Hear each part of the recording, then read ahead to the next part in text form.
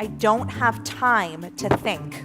I don't have time to be creative. Technology platforms have enabled people to mobilize together around very specific causes in a way that's unprecedented. It's never going to be possible to learn everything and to read everything, and that's okay. We need to start having these transparent conversations about what companies are collecting what information and what they're doing with it. That what we see is this big emerging gap between the systems that we have and the systems that we need. Work devotion is a pattern of communication. There's signals that we as a species have developed to communicate to each other that we deserve to be at work, and we demonstrate this through acts of sacrifice and struggle. And it's something that's actually quite prevalent because it's directly related to the American dream.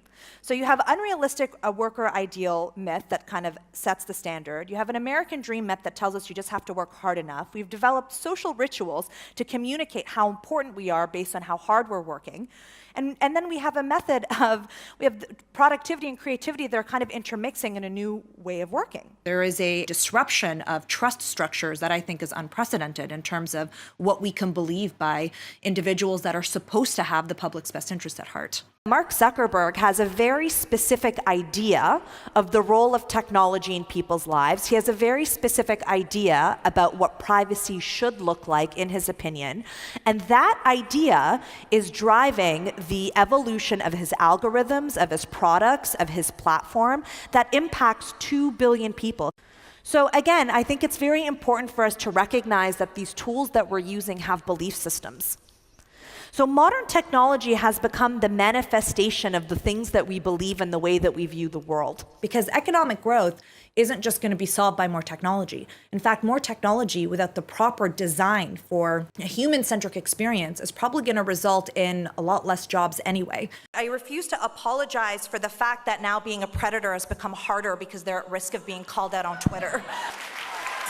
And I think it's important to frame this not as a divide between men and women, but as a divide between decent people and predators.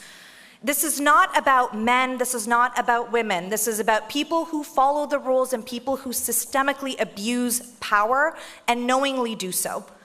And I think if we simplify it to a gender issue, then we are missing opportunities to create more fruitful collaborations and more productive relationships anyway. We're training ourselves the way Pavlov trained dogs, that when our phones ding and we get notification that our brain releases endorphins. We are training ourselves to crave the constant interaction with our devices. So we're forcing people to try to innovate new products, new services, but the way that we're doing it doesn't really make a lot of sense. How can you innovate when the tools that you're using, the way that you're recruiting, the way that you train people, the way that you bill hours, the way that you look at how jobs are structured in your organization, if all of those have this outdated philosophy that are essentially relics from the past?